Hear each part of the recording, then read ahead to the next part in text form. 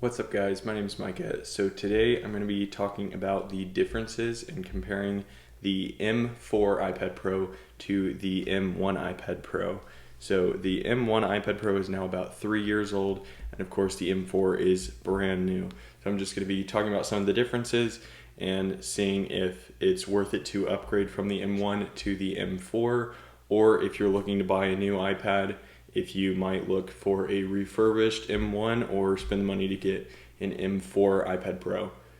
So to start off, I am going to talk about the design. So the design has stayed relatively constant.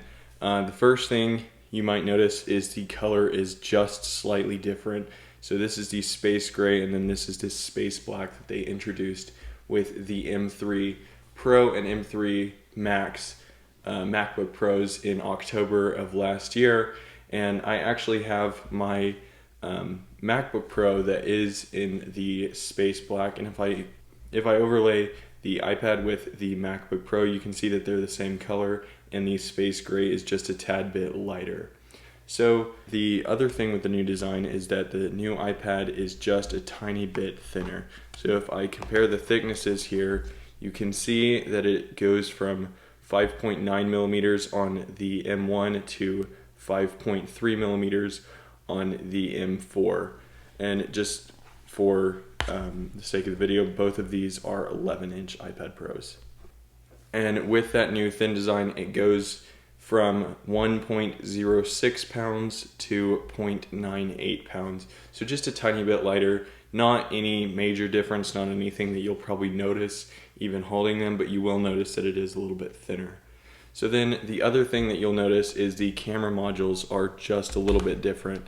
So in the new one, they actually removed the ultra wide camera here and replaced its position with the LiDAR scanner that is present on the M1. They just moved it over, and then they also switched the flash into a True Tone flash, decreased the size of the microphone actually, and then that black dot up there is actually just an ambient light sensor. It'll just see your ambient lighting, turn up the brightness, turn down the brightness based on your surroundings. Okay, so next up, let's talk about the displays of these iPads. So the standard 11-inch and all of the iPads in the entire lineup, except for the M1, M2, and M4 12.9-inch, and also the 11-inch M4 iPads, all of the other iPads have had an LCD panel.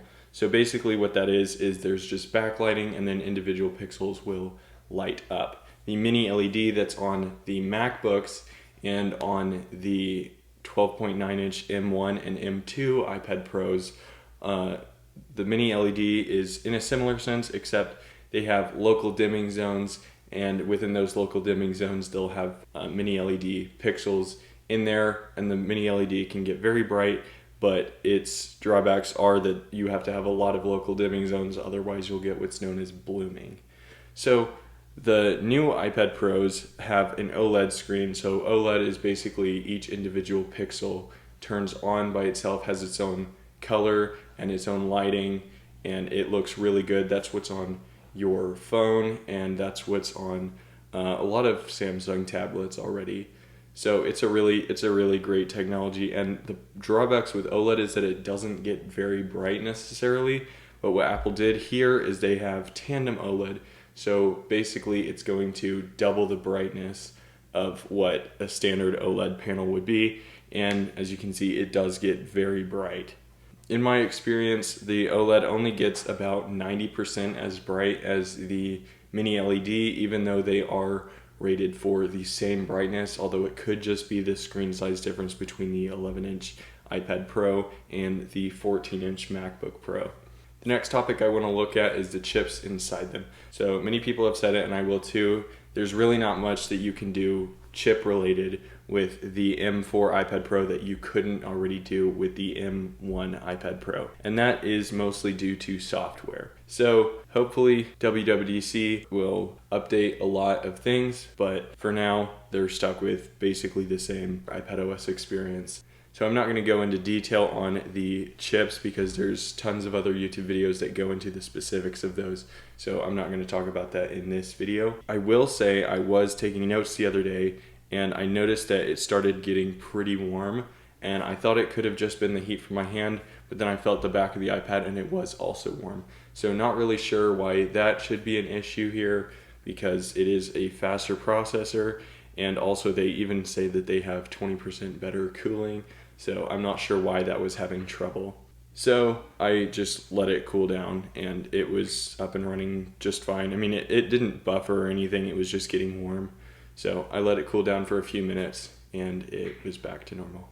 So I'm guessing what they'll do with that is just release a software update similar to when the iPhone 15 Pro was having its heating problems, that people were saying it would get really hot. And it wasn't even due to like any battery strain or anything like that. It was just doing normal activities. It would get hot, not even like a camera, but if you're just like scrolling on a web browser, it would just get really hot. So I imagine it'll just be a similar situation here where they just give a software update and it should be back to normal.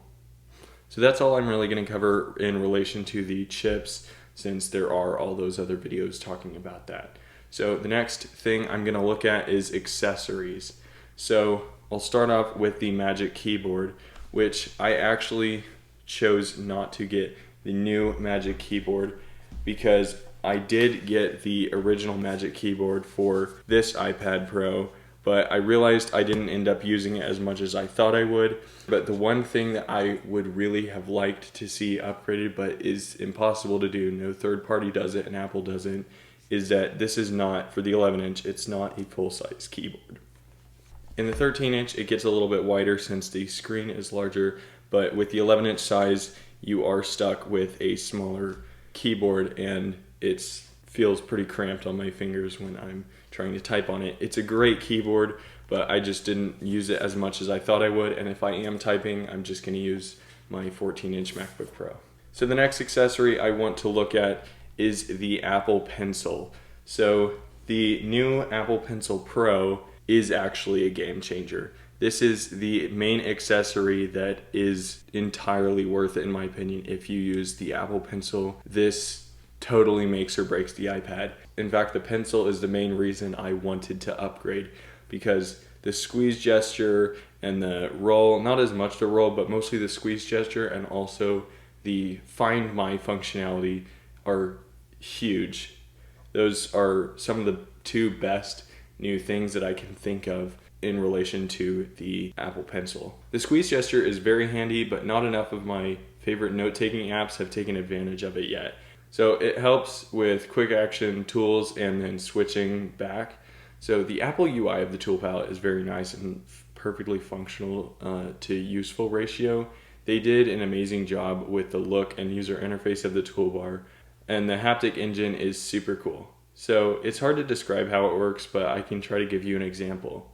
So if you have an iPhone 7 or 8, you know how the home button, it doesn't actually press down, it just is a haptic feedback. That is pretty similar to how the Apple Pencil works. And also another example would be like the Magic Trackpad 3 or some of the newer MacBooks trackpads. They don't actually press down, but they do give a haptic feedback, which makes it feel, in a sense, like you are clicking down.